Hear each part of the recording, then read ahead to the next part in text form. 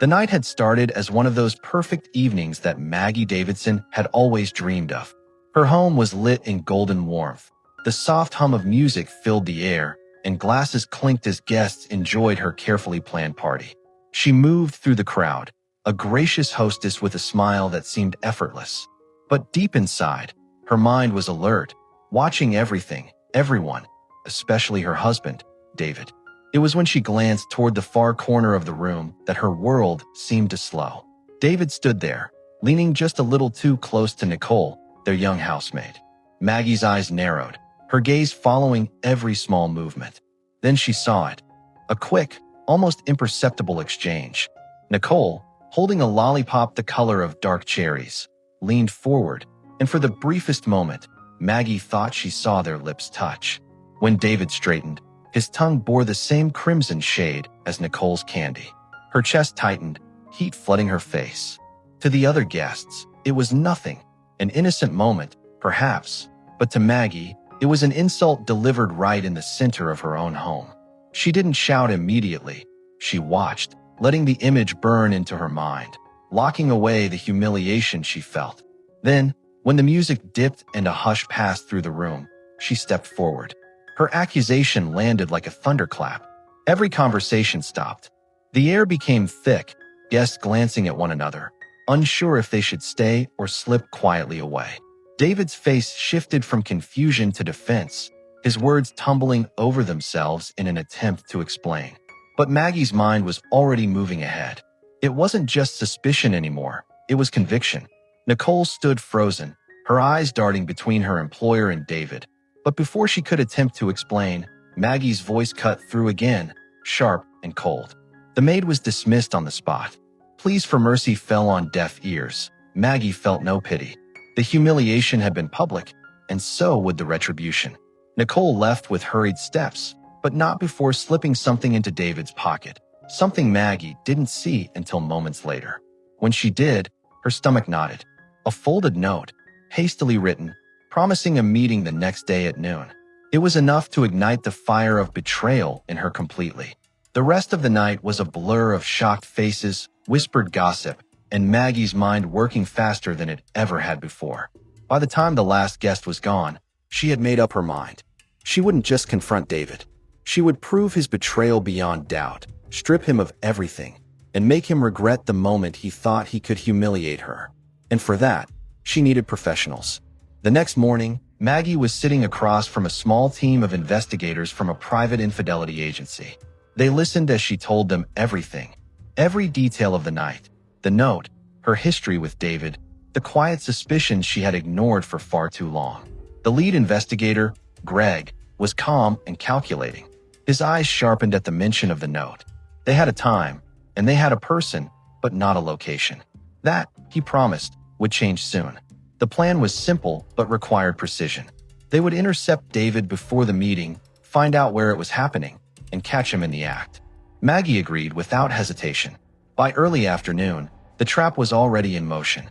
David returned home unexpectedly after Maggie, under Greg's direction, called him with a fake emergency about a burst pipe.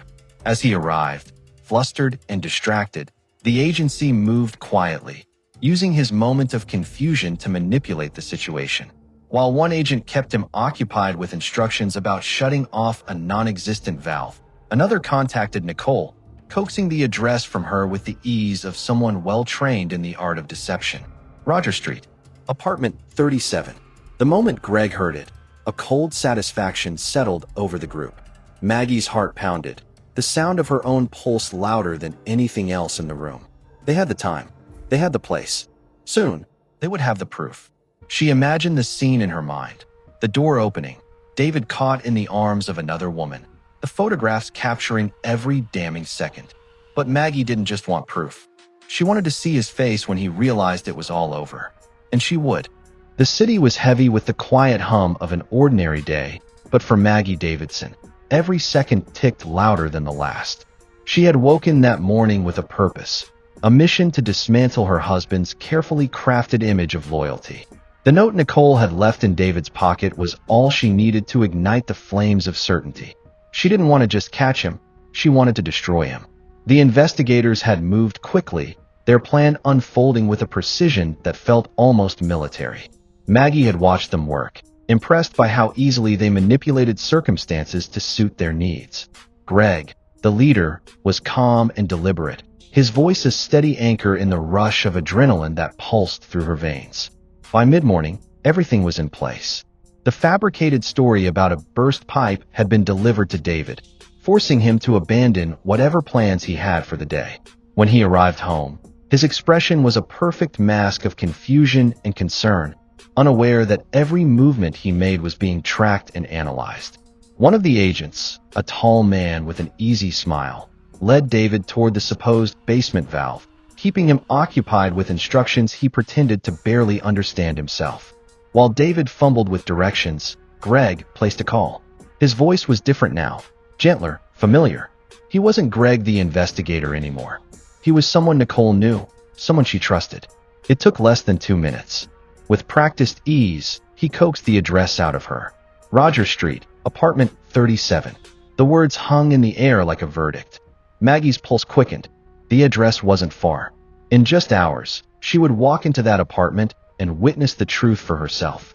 Her mind painted the scene vividly. David's startled face, Nicole's guilty expression, the damning evidence captured by the agent's cameras. But Greg wasn't finished. Patience, he reminded her, his eyes locking on hers. If you storm in too soon, you risk ruining the proof. We need him to feel safe first, to believe no one is watching. Maggie hated the idea of waiting, but she understood the strategy. A sense of security would make David careless. And careless men left trails. The hours crawled by. Maggie tried to distract herself, but her mind kept returning to the lollipop, the red stain on David's tongue, the smug little smile she had thought she saw on Nicole's lips. She imagined every whispered conversation, every stolen glance she might have missed over the past months. The anger returned in waves, stronger each time. Finally, it was time. The agency's car rolled to a quiet stop just down the street from the address Nicole had given. Maggie's hand trembled slightly as she reached for the door handle. Greg placed a hand on her arm, a subtle reminder to wait for the right moment. From their vantage point, they watched. The building's exterior was plain, unassuming, exactly the kind of place where secrets could hide. David arrived minutes later, his stride casual, his expression unreadable. Maggie clenched her jaw, her nails digging into her palms. "Not yet," Greg whispered. "Let him get inside. Let him believe he's safe." The front door closed behind David. Silence followed. Maggie counted each breath, each second, until she couldn't bear it any longer. Without waiting for Greg's signal, she stepped out of the car. Her heels clicked against the pavement, each step harder, faster. Greg called after her, but she didn't slow down. Her vision had narrowed to a single goal. She would catch him. She would look him in the eye as his lies collapsed around him. By the time she reached the door, her heart was pounding so hard she could hear it in her ears. She gripped the handle and stepped inside, her body trembling, not from fear, but from the anticipation of victory. And in that moment, Maggie didn't care about patience. She didn't care about strategy. She wanted the truth, and she wanted it now. She climbed the stairs toward apartment 37, her breath quickening, her mind already savoring the look on David's face when he saw her. What she didn't know was that inside that apartment, the truth was far messier and far more dangerous than she had ever imagined. The hallway smelled faintly of dust and old paint, the kind of scent that clung to buildings long past their prime. Maggie's heels echoed off the narrow walls as she climbed toward apartment 37. Her mind replayed the images she had imagined all morning. David's startled expression, Nicole scrambling for excuses, the investigators snapping photographs like vultures circling a carcass. But when she reached the door, she hesitated. The sound inside wasn't laughter or conversation. It was silence, broken only by the faint hum of a refrigerator. Her fingers closed around the handle. She expected it to be locked, but it turned easily, almost inviting her in. The apartment was dimly lit, the curtains drawn tight. Maggie stepped inside, her eyes adjusting to the gloom. For a moment, it looked empty. No voices, no movement, just the faint smell of perfume that wasn't hers. Then she noticed it. On the small dining table lay 2 glasses of wine, one half empty, the other untouched. Beside them sat an envelope with David's name scrawled across the front in unfamiliar handwriting. Her pulse quickened as she reached for it, tearing it open with unsteady hands. The note inside wasn't romantic. It was a warning. Asterisk, if you're reading this, you're in danger. Leave now. Asterisk. A cold ripple of confusion ran through her. This wasn't what she had come for. She had expected betrayal, not cryptic threats. She scanned the room, suddenly aware of how still it felt, like the air was holding its breath. Her phone buzzed in her hand. It was Greg. "Where are you?" he demanded, his voice sharper than usual. "In the apartment," she whispered. "Get out. Now. We've been tracking David's phone. He's nowhere near that building. Whoever you're with, it's not him." The words chilled her blood. Before she could move, a shadow appeared in the bedroom doorway. A tall figure stepped forward, their face obscured by the dim light. It wasn't David. It wasn't Nicole. The figure smiled, not warmly, but like a predator amused by the prey that had walked straight into its trap.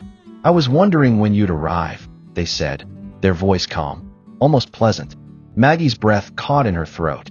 She realized too late. This wasn't about catching David cheating. This was something else entirely. Behind her, the apartment door clicked shut. The door's click was soft, but in the stillness, it sounded final. Maggie's eyes darted toward it, instinct screaming at her to run, but the stranger's calm presence made her freeze. They moved with the slow confidence of someone who knew they had complete control over the room. She took a step back, her hand fumbling for her phone, but the stranger tilted their head. "I wouldn't," they murmured. "You've already wandered far enough into this." Her mind raced. This wasn't David's apartment. This wasn't even about an affair. So why had Nicole sent the note? Why had the investigators found this address? "Where's David?" she asked, her voice low but firm. The stranger smiled faintly, as though she had just confirmed something they already knew. "Your husband? He's perfectly fine for now. But you?" They let the sentence trail off, their eyes scanning her in a way that felt less like attraction and more like assessment. She swallowed hard, forcing herself to stay composed. "If you're after money, I can." "Money?" The stranger chuckled softly, stepping closer until the scent of leather and faint cologne reached her. "No, Maggie. This isn't about money. It's about choices. Your husband has made some dangerous ones, and you've just become part of them." A sharp rap on the door interrupted them. Maggie's pulse spiked. Could it be Greg? An investigator come to pull her out? But the stranger didn't look alarmed. Instead, they walked to the door and opened it with deliberate slowness. Nicole stepped in. Maggie's breath caught. The maid didn't look frightened or guilty. She looked in control. The lollipop was gone, replaced by a cold, calculating expression that Maggie had never seen before. "I told you she'd come," Nicole said, tossing her bag onto the couch. "She always takes the bait." The realization hit Maggie like ice water.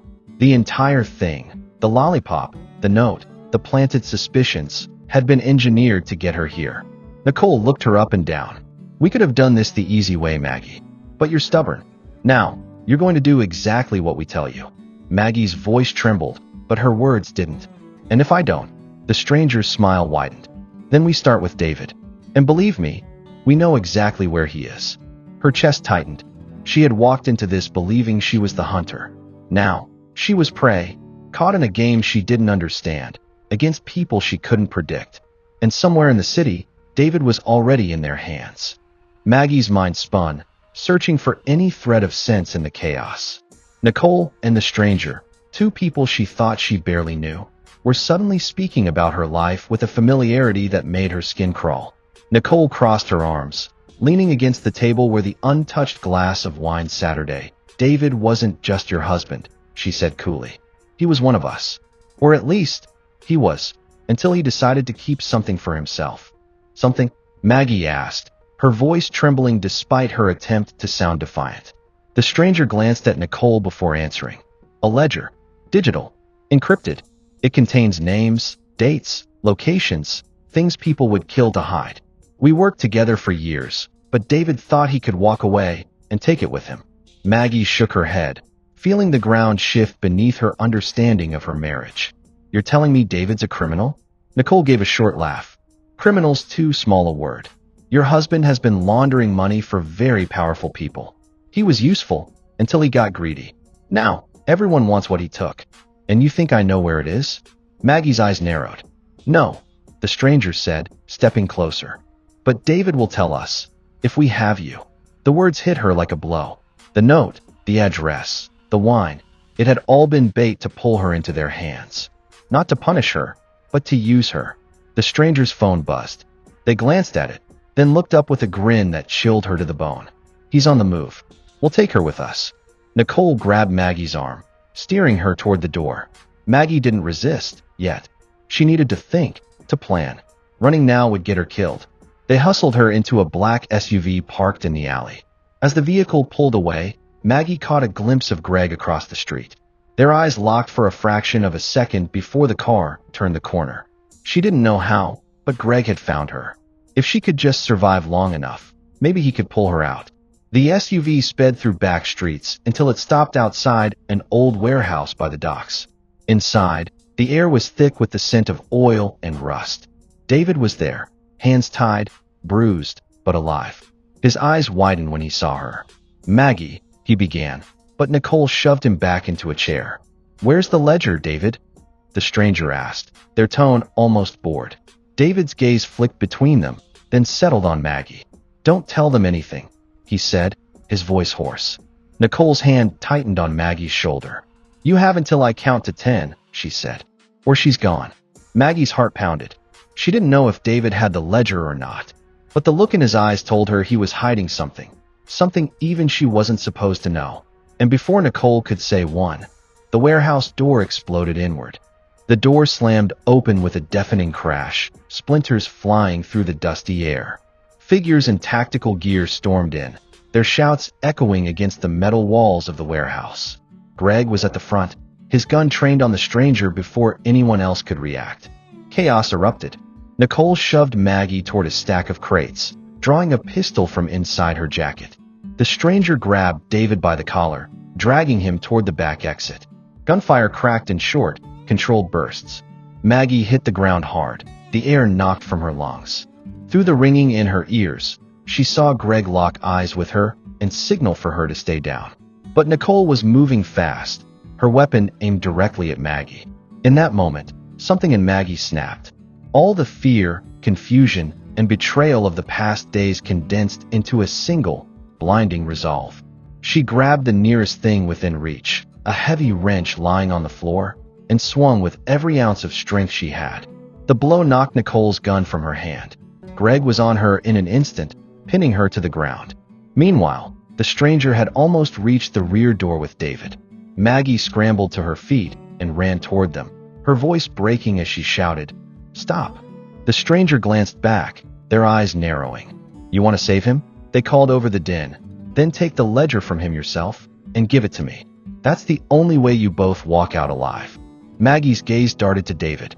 His face was pale, his breathing ragged, but in his eyes, she saw something she hadn't seen in years. Guilt. He pulled a small flash drive from his pocket, holding it out to her. "Maggie, it's everything. The money, the names, everything they want. I kept it to protect us." She stared at the drive, the weight of the decision pressing down on her like a physical force. If she gave it to the stranger, they might let them go. If she didn't, they might both die here. But then she realized there was a third choice.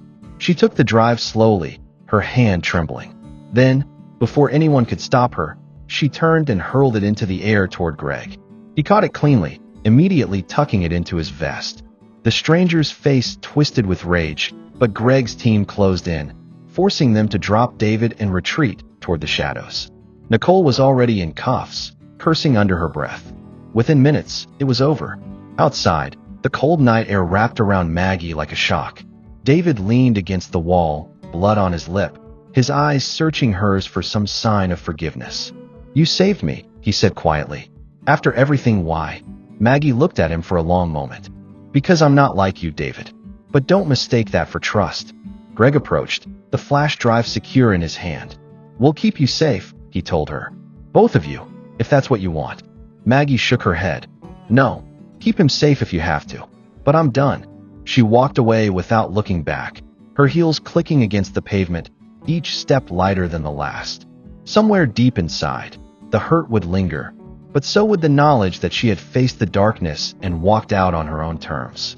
The ledger was gone, David was alive, and Maggie was finally free.